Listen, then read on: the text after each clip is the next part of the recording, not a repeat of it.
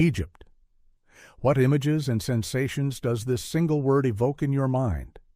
Perhaps you envision the majestic pyramids standing sentinel in the profound and ancient silence of the desert.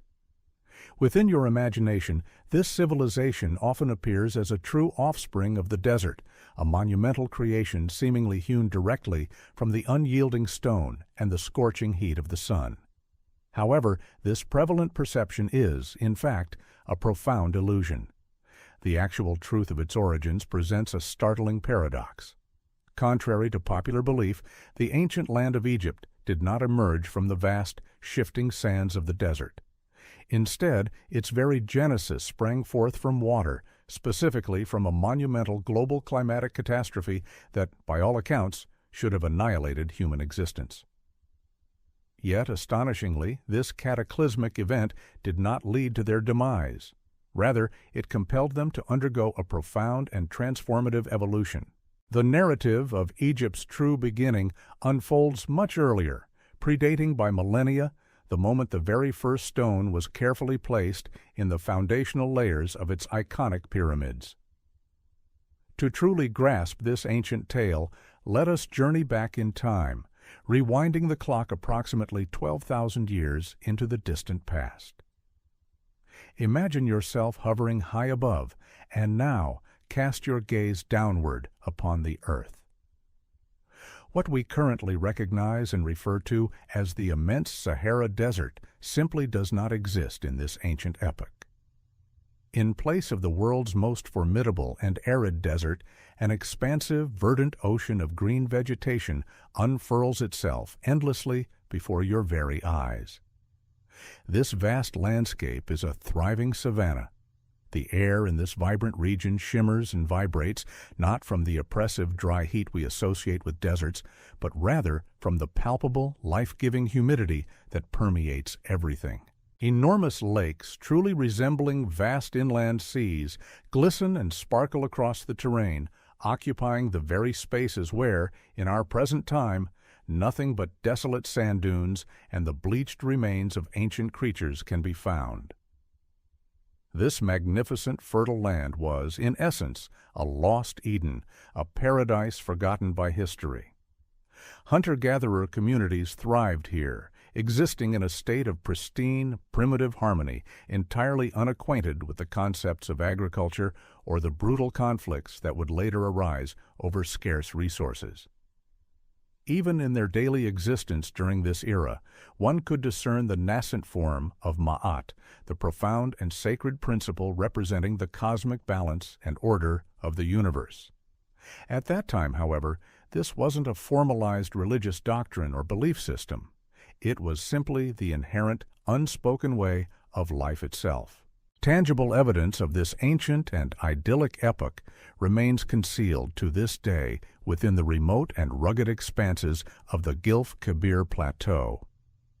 Within the hallowed confines of the Cave of Swimmers, a collection of surreal and enigmatic petroglyphs have endured through the millennia. These aren't depictions of fierce battles or gruesome executions, but rather portrayals of slender, small figures, gracefully suspended and seemingly floating within a body of water. In our contemporary understanding, observing these ancient drawings amidst the current arid, hellish landscape of the desert feels almost like witnessing a vivid hallucination. Yet, for the skilled artists of antiquity who created them, these images served as a genuine chronicle of their daily existence, a joyous record of a period of happiness and abundance that, at the time, must have felt perpetually enduring. Approximately 8,000 years ago, however, a fundamental shift occurred in the intricate mechanics governing our planet. The Earth's rotational axis experienced a subtle, almost imperceptible, but ultimately catastrophic tilt. This seemingly minor alteration, this infinitesimal shift in the planet's orientation, proved sufficient to irrevocably disrupt and fundamentally alter the established climate patterns across all of North Africa. Consequently, the vital monsoon rainbelts, which had historically nourished and sustained this fertile land, commenced a gradual but relentless migration southward. What transpired was not an immediate, explosive catastrophe, but rather a prolonged, excruciating agony, a slow and torturous decline. The once vibrant, lush greenery of the savanna slowly began to fade, giving way to parched, yellowed grasses. These yellowed grasses, in turn, withered further, transforming into brittle, dry straw. Ultimately, even the straw disintegrated, crumbling into fine, pervasive dust that coated everything. The once grand lake steadily receded, first diminishing into stagnant, foul-smelling swamps, and eventually shrinking into nothing more than parched, cracked basins of baked clay. The very land itself was in its death throes, and alongside its demise, the entire familiar world known to its inhabitants was also perishing. Confronted with this devastating environmental collapse, the people were forced to make an agonizing and terrible choice. To choose to remain meant steadfastly clinging to the graves of their ancestors, only to face a slow, agonizing death by thirst, all while helplessly witnessing the encroaching sands inexorably consume their homes and everything they held dear. The alternative was to forsake everything they knew, to abandon their ancestral lands, and step boldly into a terrifying, utterly unknown future, clinging to the faint, almost spectral hope of salvation. In the face of such dire circumstances, the overwhelming majority of these people ultimately chose the path of survival, opting for life over lingering death. Thus commenced a monumental and desperate exodus. Thousands of disparate tribes and families, now scattered and dispossessed, began their arduous trek eastward, relentlessly propelled onward by the ever-advancing, desolate emptiness of the desert. The very sun that had once bestowed life and warmth upon their fertile lands now transformed into their relentless tormentor, their executioner. The unforgiving desert became an arena for a brutal form of natural selection, mercilessly culling the weak and the unlucky. Those who fell behind, unable to keep pace, were swiftly claimed by the elements, as the relentless winds buried them beneath layers of sand within mere hours. For months they pressed onward, traversing endless shimmering mirages and enduring unimaginable hardships, until the fragile flame of hope within them was all but extinguished. Then, abruptly, as if by some divine intervention, the desolate landscape underwent a dramatic and unexpected transformation. A distinct aroma, thick and heavy, began to permeate the scorching air.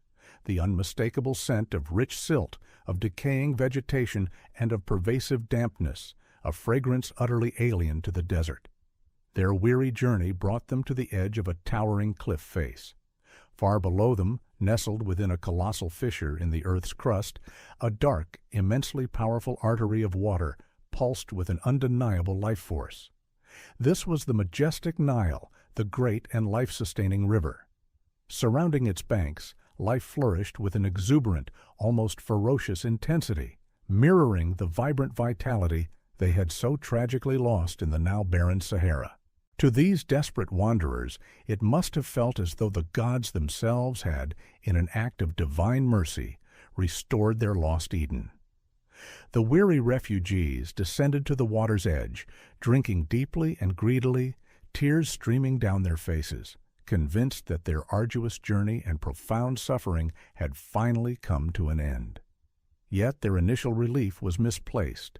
They were profoundly mistaken.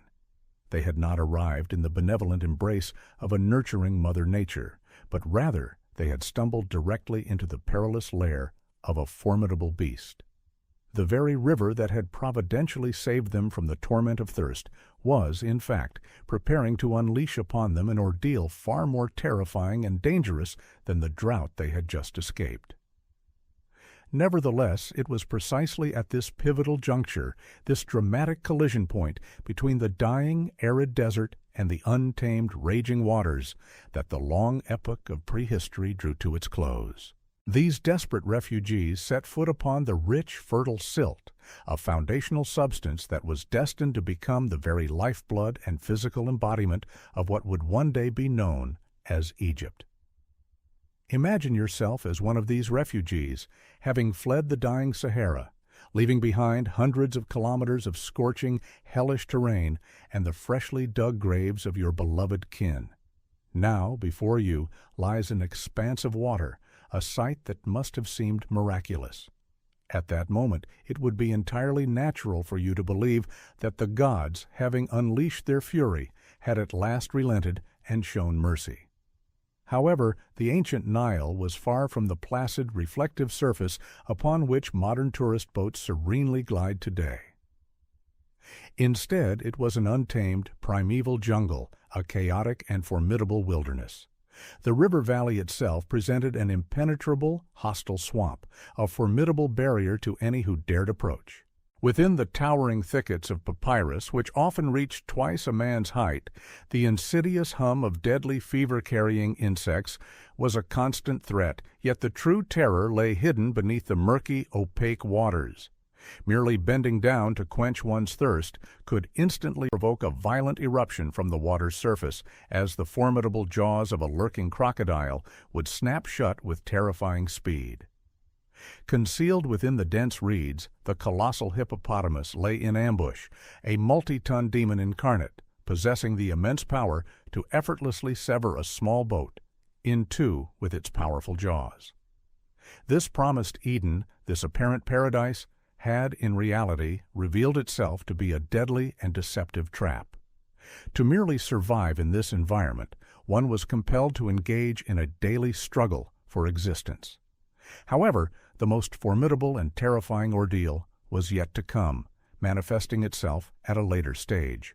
Imagine for a moment the immense effort required to carve out a small parcel of land from the relentless jungle, to construct a humble dwelling, and to finally feel a sense of stability and permanence beneath your feet. Just as you begin to settle, the season of Akhet, the annual inundation, descends upon the land. The sky above remains perfectly clear, devoid of any rain, yet the great river itself appears to be seized by an uncontrollable frenzy. It swells dramatically, its waters darkening and turning a deep, ominous red due to the vast quantities of clay and silt carried down from the distant, towering mountains of Ethiopia. The water level rises by many meters, swiftly and mercilessly sweeping away your home, your possessions, and indeed your entire world in a single devastating moment. This catastrophic event represented humanity's initial and profound encounter with Isfet, the embodiment of pure, untamed, and utterly chaotic forces. The ancient Egyptians lived under the constant grip of profound apprehension and fear. Should the river's waters fail to rise sufficiently, a devastating famine would inevitably ensue. Conversely, if the inundation proved too abundant, it would bring widespread destruction and death. The Nile was perceived as a formidable and merciless deity, ceaselessly demanding sacrifices from its human subjects. Yet a remarkable transformation, a veritable miracle, occurred once the floodwaters began their retreat. Instead of encountering only desolation and ruin, one would discover a rich, black, and incredibly fertile layer of mud. Amidst the heavy, earthy scent of decomposition and decay, life would burst forth with astonishing and unprecedented vigor. Grains sown into this dark, nutrient-rich silt yielded not merely a threefold harvest, but an astounding hundredfold bounty. Consequently, this yearly deluge was not viewed as a curse or a punitive act from the gods. Rather, it was understood as the very lifeblood of the land, a vital circulatory system that perpetually renewed and revitalized the world. It was from this profound understanding that the nation acquired its name, Kemet. Kemet, meaning the Black Land, represented the sole beacon of hope and sustenance, starkly contrasting with Deshret, the surrounding, lifeless, and scorching red desert. But how could one possibly coexist with such a formidable entity, a monstrous force that, once a year, attempted to annihilate you, only to then provide the very sustenance for your survival? It became imperative to learn how to interpret and understand its profound intentions and rhythms. From this desperate endeavor to comprehend the river's intricate pulse, the very foundations of scientific inquiry were laid. The most astute and observant individuals among them began to discern a crucial connection. They noticed that just before the river's waters commenced their annual ascent, the extraordinarily brilliant star, Sopdet, known to us today as Sirius, would blaze brightly in the pre-dawn sky. This groundbreaking discovery fundamentally altered the established social hierarchy. Authority within the tribal structure shifted dramatically, no longer residing with the strongest hunter, capable of felling a lion, but instead transferring to those who possessed the unique ability to commune with the celestial bodies. This period marked the emergence of the very first priests. These individuals became the revered custodians of time and the intricate mechanics of the heavens. Knowledge, therefore, transcended mere physical strength, becoming a form of power far more absolute and influential than any physical weapon or club. However, mere intellectual understanding was deemed insufficient. Effective management and control were absolutely essential. The receding waters frequently collected in low-lying areas or stagnated within vast marshlands. To effectively channel these waters onto their agricultural fields, the people were compelled to undertake a radical social revolution. In this challenging environment, an individual acting in isolation was destined for a swift demise. It was simply impossible for one person alone to excavate a canal spanning a kilometer or to construct a protective dam.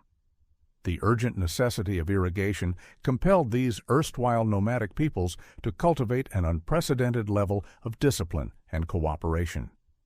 The Nile, in a very literal sense, molded and shaped these individuals into the world's first complex society, much as a skilled potter meticulously forms a vessel from raw clay. If one chose not to integrate into this intricate system, one faced certain death. Collective labor thus became the paramount form of devotion and the singular, indispensable means of survival for the entire community. In response to these pressing needs, technological advancements surged forward with remarkable speed. The shaduf was ingeniously invented, a brilliant lever mechanism that enabled people to raise water without the back-breaking toil of manual lifting. Furthermore, the nilometer was conceived and constructed, serving as the earliest known scientific monitoring station. By meticulously observing and interpreting the marks etched into the rock face, priests could accurately predict the abundance of future harvests and assess taxes, accomplishing this feat millennia before the advent of modern economic systems. Ultimately, this monumental transformation reached its full completion. The hunter-gatherers of old had successfully transitioned into settled farmers. The untamed chaos of the natural world had been meticulously confined within the strict geometric pathways of irrigation canals. Order, in its most profound sense, had been established. Ma'at, the cosmic principle of truth, justice, and harmony, had triumphed decisively over the wild and unpredictable forces of nature. However, this profound victory was not without its own significant cost. Granaries overflowed with bountiful harvests, and small villages rapidly expanded into bustling cities. Then, quite suddenly, the people were confronted with a terrifying and inescapable truth. The amount of fertile land available was, in fact, extremely limited. The Nile itself was merely a slender ribbon of life, tightly constrained between vast expanses of scorching sands. There was simply no more room for expansion, nowhere else to go. Once you have successfully conquered the challenges posed by nature, your primary adversary inevitably becomes your fellow human being, your neighbor. Human attention shifted from the dangers posed by crocodiles to the perceived threats from people in neighboring settlements, whose canals seemed deeper and whose grains appeared larger. The once untamed river, now meticulously controlled and managed, no longer served as a natural divider between communities. Instead, it inextricably linked everyone together in an unbroken chain of unavoidable conflicts. The era characterized by humanity's struggle against the forces of nature had definitively concluded. A new epoch was dawning, one marked by a relentless war of all against all. And within this fierce struggle, the inhabitants of the North and the South regarded each other not as kin, but with palpable animosity and suspicion. Geography, it became clear, was an inescapable destiny.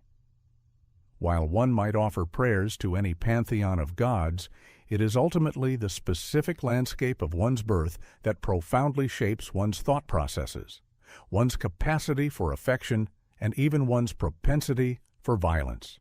Though the river was a singular entity, it nonetheless gave rise to two entirely distinct worlds, two divergent truths that were ultimately incapable of perpetual coexistence. Direct your gaze southward. This region is known as Upper Egypt. Here, the majestic Nile manifests as a constricted, immensely powerful torrent, relentlessly carving its path through formidable sandstone and granite formations.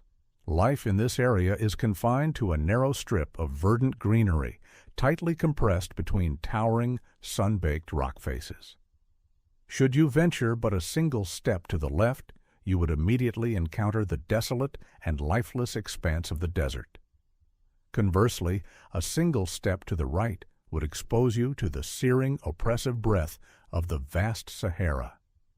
This inherent geographical confinement fostered the development of a unique and resilient human character. The mindset prevalent among the inhabitants of the southern regions was akin to that of a stronghold constantly under siege. It fostered a deep-seated sense of vigilance and defensiveness, characteristic of a fortress perpetually facing external threats. In such an environment, there was absolutely no margin for tactical maneuvering or strategic flexibility. Furthermore, any misstep or error in judgment could prove catastrophic, as there was no allowance for mistakes. The stark reality dictated a simple, brutal choice. One had to possess immense strength and resilience to survive, for weakness inevitably led to demise. It was a matter of being powerful or perishing. The very nature of existence in Upper Egypt necessitated a highly structured and unyielding hierarchical system of governance. This challenging environment also demanded unwavering discipline from its populace. Furthermore, it fostered an inherent wariness and suspicion towards anything originating from outside their own culture or territory. It was within these challenging conditions that a profound veneration of power and might, essentially a cult of strength, originated and flourished. The emblematic representation of this region and its people was the hedjet, a distinctive white crown. This regal headpiece was notably tall and tapered upwards. Its form was strikingly similar to either a bowling pin or the sharp, piercing tip of an arrow. Its upward thrust appeared to visually extend the natural vertical lines of the surrounding gorges, creating an impression of perpetually reaching towards the heavens. Their celestial protector and divine patron was Nekhbet, revered as the vulture goddess. She was envisioned as a majestic scavenger bird, perpetually circling high above the scorching, sun-baked rock formations of the region. Moreover, another potent symbol and deity was Horus, the divine falcon. This formidable sky hunter possessed the extraordinary ability to spot its quarry from immense heights. Then, with incredible speed and force, he would plummet down like a stone to capture it. The fundamental principle governing the social and political structure of the southern lands was an unwavering commitment to strict hierarchy. This hierarchical system was characterized by a singular, supreme leader, a unified and controlled water system, and a single, overarching legal framework that applied to all. Now let us shift our perspective and journey downstream, heading northward along the river's course. Our destination is the region where the mighty river begins to diverge into numerous branches and ultimately merges with the vast expanse of the sea. This particular geographical area is known as Lower Egypt, specifically encompassing the fertile and intricate delta region. In this distinct environment, the very fabric of existence and the prevailing worldview presented a stark contrast to what was found upstream. The once powerful and turbulent river, having journeyed far, here relinquishes its forceful current.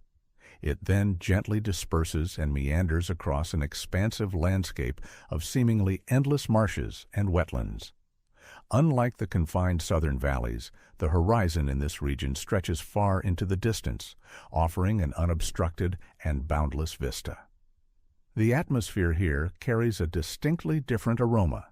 Instead of the scent of sun-baked stones, one perceives the briny tang of the vast verdant sea. This is often intermingled with the earthy, decaying fragrance of wetland vegetation. The psychological makeup of the northern inhabitants was characterized by a networked, interconnected approach rather than the rigid, hierarchical verticality observed in the south. Navigating life within the Delta region was akin to traversing an intricate labyrinth composed of countless winding waterways, scattered islands, and dense, impenetrable thickets of papyrus reeds.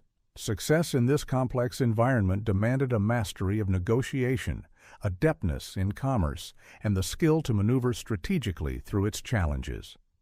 Geographically and culturally, the northern delta served as a crucial gateway connecting this land to the wider world beyond its borders. This region was a bustling hub where vessels laden with valuable timber from distant Lebanon frequently arrived at its ports.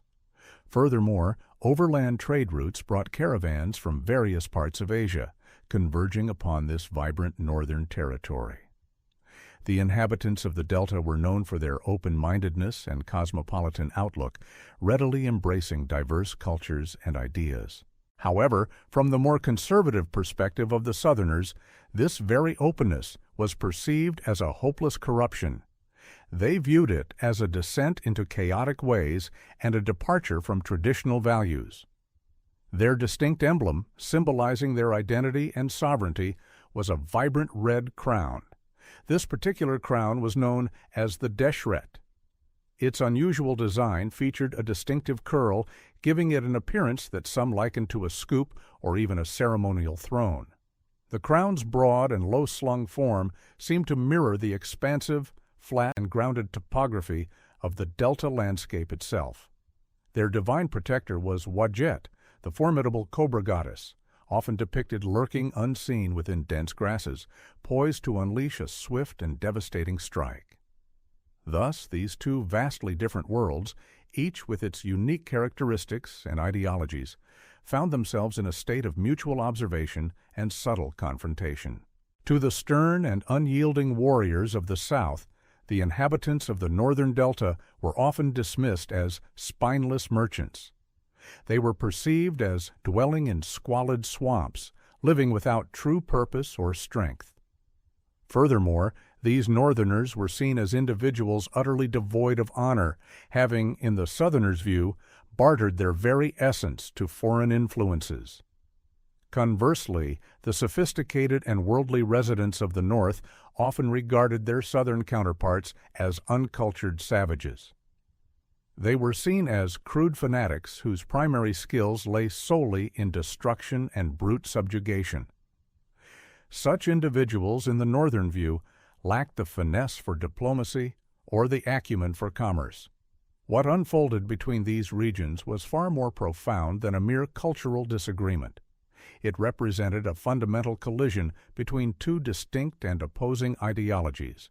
At its core, this was a confrontation between a concept of order founded upon rigid, unyielding force and another concept of order built upon a flexible, interconnected web of relationships.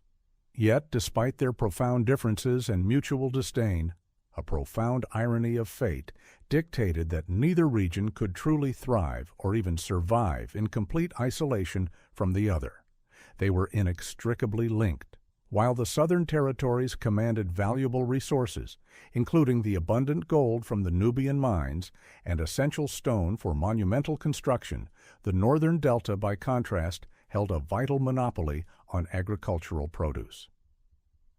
This was especially true for grain, which was the staple food source. Furthermore, and perhaps most critically, the North provided the essential access point to the sea. This maritime connection opened up pathways to advanced technologies and a vast array of goods and commodities from across the entire known world.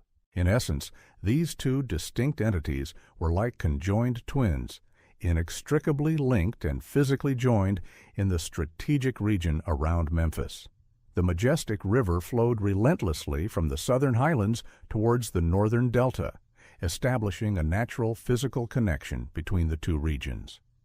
Complementing this, prevailing winds typically blew from north to south. This ingenious natural phenomenon enabled sailing vessels to navigate upstream against the current, thereby facilitating crucial two-way travel and trade. It seemed as though nature itself had meticulously engineered an almost perfect system for the formation of a single, unified state. Despite this inherent natural design, however, the human inhabitants persistently clung to their deeply ingrained regional differences and rivalries. Over the course of many centuries, the underlying tensions and animosities between these two distinct cultures steadily escalated and intensified. The very essence of the Nile River, in its ceaseless flow towards the sea, embodied a natural inclination towards convergence and unity. Water, by its very nature, refuses to be confined or restricted by artificial boundaries or divisions. It is an undeniable truth that effective control over the annual life-giving inundation of the river becomes utterly impossible if one's dominion extends over only a portion of its course. The sheer imperative of managing and controlling the vital water resources, a hydraulic necessity, inexorably propelled these disparate regions towards an inevitable conflict. Ultimately, a single authority had to emerge to assume absolute mastery over the crucial sluice gates and irrigation systems, determining the distribution of water. This supreme power would entail the sole right to decide the fate of the water, dictating its flow and allocation to various lands. Within the context of this brewing confrontation, the southern region possessed a distinct and significant strategic advantage. Their advantageous position upstream gave them a natural control over the river's source. Furthermore, they were driven by a more intense hunger for resources than their northern counterparts. This hunger was often coupled with a fiercer, more aggressive disposition. The outbreak of war became an unavoidable outcome, not due to a simple dichotomy of good versus evil. Rather, it was because two fundamentally incompatible truths, representing divergent ways of life and governance, simply could not coexist. These opposing realities found themselves unable to share the confines of a single shared river valley. The period for diplomatic solutions and mutual concessions was rapidly drawing to a close as patience and willingness to compromise waned. In its place, a harsh and undeniable new reality, a new truth, was inexorably emerging. This grim new truth posited that for the very entity of Egypt to endure and flourish, a part of its existing order, or perhaps even a faction of its people, would necessarily have to perish. And, with grim inevitability, this destined someone or something was located precisely in the downstream regions, where the life-giving waters ultimately flowed. Let us now direct our gaze southward towards the intensely scorching core of the desert landscape. In that arid expanse, specifically within Nekhen, which would later be renowned as the City of the Falcon, a formidable mechanism was being meticulously crafted. This nascent power was destined to utterly reshape the course of history. It would effectively grind away the old order and establish a new one. In stark contrast to the comparatively relaxed and commercially oriented delta, the very air in Nekhen vibrated with the intense heat emanating from roaring furnaces and the resonant clang of copper being hammered and shaped. Nekhen was not merely a civilian settlement or a peaceful town. It functioned primarily as a heavily fortified military encampment, a base for martial endeavors. It was within this crucible of military discipline and harsh conditions that the foundational ideology of absolute, unquestionable power first took root and began to flourish. The deities revered by the Southerners were not those associated with benevolent harvests or agricultural abundance. Instead, Their principal deity, Horus, was perceived as a formidable predator, a divine hunter who would descend from the heavens with terrifying speed to rend and tear flesh.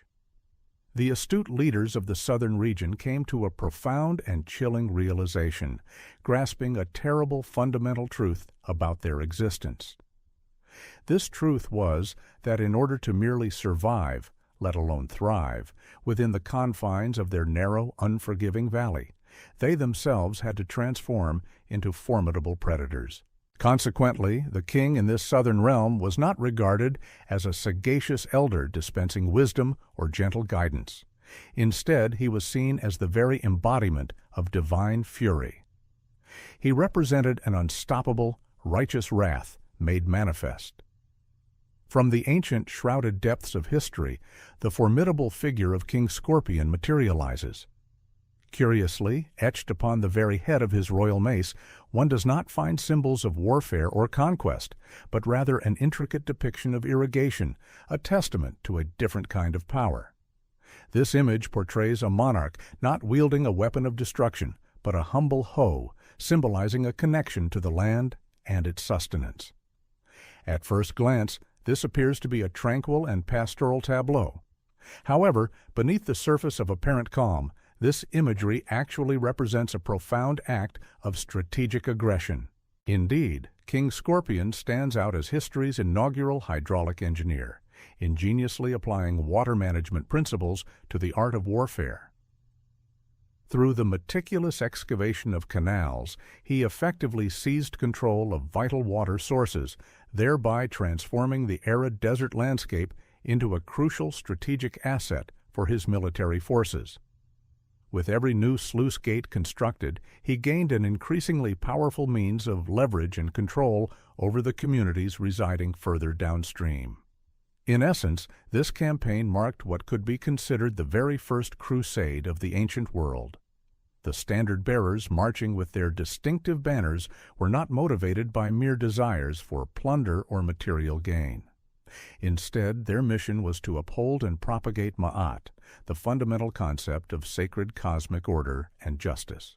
In their perception, the fertile delta region was a chaotic morass, a swamp of defilement, where a multitude of languages and diverse peoples mingled without proper structure or governance. Their objective was to rectify this perceived disorder, to fix the world, if you will, with the resolute force of a copper axe. The decisive and ultimate blow in this unfolding drama was struck by Narmer, a ruler often likened to a ferocious catfish, known for its powerful tail strikes that incapacitate its prey. In this metaphorical hunt, the entirety of the Delta region became the vanquished prize. Now let us turn our attention to this remarkable artifact, a slab of gray siltstone. This is none other than the legendary Narmer pallet. More than a mere object to be admired in a museum, this piece holds a far deeper significance. It serves as humanity's earliest known political poster, a chilling and immutable reportage frozen in stone, depicting a scene of ultimate judgment and execution. Here, Narmer, resplendent in the white crown, stands towering above the common populace, an imposing and unyielding presence akin to an immovable rock. At his feet lies a vanquished foe, utterly defeated and prostrate. There is a particular detail within this depiction that sends a shiver down one's spine. The falcon god, a divine representation, is shown grasping a rope that has been brutally threaded through the nose of the captured prisoner.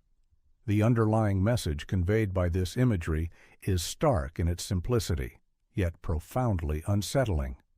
It unequivocally declares, "My victory is absolute, for the very gods themselves have bestowed upon me the power over your life breath." Turning to the reverse side of the pallet, one witnesses a chilling testament to what can only be described as the triumphant bureaucracy of death. Narmer is depicted meticulously surveying the spoils of his conquest. Before him, the decapitated bodies of his adversaries are arranged with unnerving precision, laid out in perfectly straight rows. Their severed heads are positioned with chilling exactitude between their legs, a grotesque display of order amidst carnage. This scene powerfully illustrates how perceived chaos has been brutally subdued and brought to heel through an overwhelming application of violence. For this new regime, order is defined as a state where no one possesses the courage or ability to challenge authority or even raise their head in defiance. Poised triumphantly upon the fallen bodies of his enemies, Narmer embarks upon an epoch-making act, a pivotal moment that would fundamentally alter the very consciousness of humanity. In a symbolic gesture of immense significance, he places the vibrant red crown of the Delta directly atop the pristine white crown of the South. From this union, the powerful Pashent, the double crown, is brought into existence. This imposing headpiece is a weighty construction, serving as the tangible manifestation of an inherently challenging, almost impossible, political and symbolic balance. In that precise instant, the identity of the conquering king, the victorious warlord, ceases to be. In his place, a new entity emerges, the pharaoh, the supreme sovereign and undisputed lord of both the upper and lower lands of Egypt. From this point forward, the pharaoh becomes the central axis, the pivotal point around which this newly forged, artificially unified world of Egypt revolves and is sustained. The mighty river has been brought under control, and the disparate peoples have been irrevocably bound together, forged into a single entity through the crucible of fear and shared bloodshed. Yet Narmer possessed the profound insight that merely conquering a territory was only half the struggle, a preliminary step in a much larger endeavor. To prevent this newly tied knot of unification from unraveling and regressing back into its former state of chaos, the power of the sword alone would prove insufficient. Egypt, in its nascent form, required a force far more potent and enduring than military might. What it truly needed was the concept of eternity itself, a foundation that transcended mortal lifespans and fleeting victories. Although the immediate conflict had ceased, the ensuing quietude was profoundly misleading, belying deeper tensions. Imagine standing in a valley that, only a day prior, had been drenched with the blood of battle. While Narmer had indeed bound the two distinct lands together with a forceful knot of violence, he understood that such bonds, like any knot, inherently possess a tendency to weaken and unravel over time. To the inhabitants of the northern delta, the southerners were perceived as nothing more than savage invaders encroaching upon their lands. Conversely, the southerners viewed the northerners as effeminate and overly concerned with trade, lacking the ruggedness they valued. The monumental challenge lay in how to truly integrate a swamp-dwelling farmer with a hardy, austere shepherd into a cohesive, unified nation. Such a feat could never be accomplished solely by the blade of a sword. The sword is an instrument of conquest, capable of subjugating territories, but it lacks the capacity to govern effectively or maintain lasting control. To secure and perpetuate their authority, Narmer's successors ingeniously devised a tool far more formidable and terrifying than any standing army. What they created was the very concept of the state itself, a complex apparatus of governance. Let us now consider the geographical layout. Precisely at the point where the slender, elongated stem of the Nile Valley gracefully unfurls into the expansive, flower-like shape of the delta, the magnificent city of Memphis began to flourish. Its defining feature was its iconic white walls. This establishment represented an exceptionally brilliant strategic maneuver. The monarch strategically relocated from the remote southern regions to establish his capital at the geographical center, thereby maintaining a direct and constant awareness of the affairs and sentiments of both Upper and Lower Egypt. However, these impressive walls were ultimately mere ornamentation. The true instrument of power lay in the simple yet potent tool of ink. This era saw the rise of scribes, individuals who, though unarmed with spears, possessed the extraordinary authority to codify and effectively freeze reality through written word. The spoken decree of the pharaoh, once transcribed into the enduring form of a hieroglyph, was instantly transformed into immutable law, binding all subjects. In this evolving society, bureaucracy rapidly developed into the intricate and essential nervous system of the entire Egyptian state. Every single sack of harvested grain, every cubit of the annual Nile flood's rise, was meticulously recorded and accounted for, leaving nothing to chance. The nature of chaos is inherently unpredictable and uncontrollable. Conversely, true order in this context was synonymous with meticulous accounting and precise record-keeping. Nevertheless, it was soon realized that bureaucracy, even in its most efficient form, was insufficient on its own. A deeper, more unifying force was required, the power of collective faith. Consequently, a profound theological revolution began to unfold. The pharaoh was no longer merely a human chieftain or ruler. He was proclaimed to be a living deity, the tangible manifestation of the god Horus on earth. For the ancient Egyptian populace, this divine status was not a mere metaphor or poetic embellishment. It was a fundamental, undeniable reality, a matter of existential physics. The pharaoh was perceived as the very axis, the central pivot, upon which the entire cosmos and all of creation depended for its stability. From this profound belief, a pervasive and immense fear emerged. If the pharaoh was indeed the cosmic atlas bearing the weight of the heavens, what catastrophic consequences would ensue upon his demise? The very moment of the king's death was believed to cause the protective dome of the world to fracture and crack. This fissure would then allow the primordial chaos, the unbridled destructive force of the universe, to surge forth and engulf the world. The passing of this divine ruler carried with it the terrifying risk of nothing less than the literal end of the world. The challenge presented by this existential threat appeared utterly insurmountable.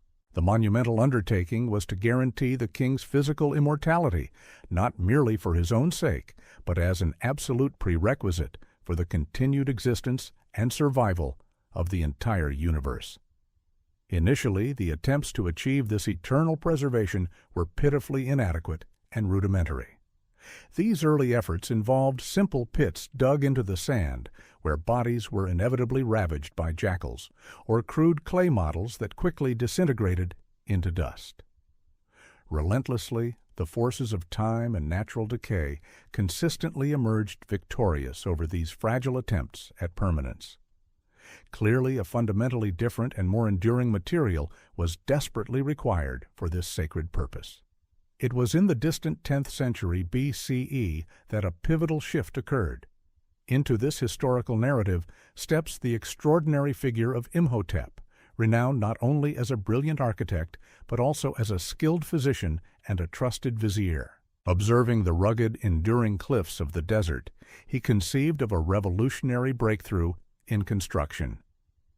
Imhotep made the decisive choice to abandon the use of pliable and ephemeral clay, opting instead for the unyielding strength and permanence of stone.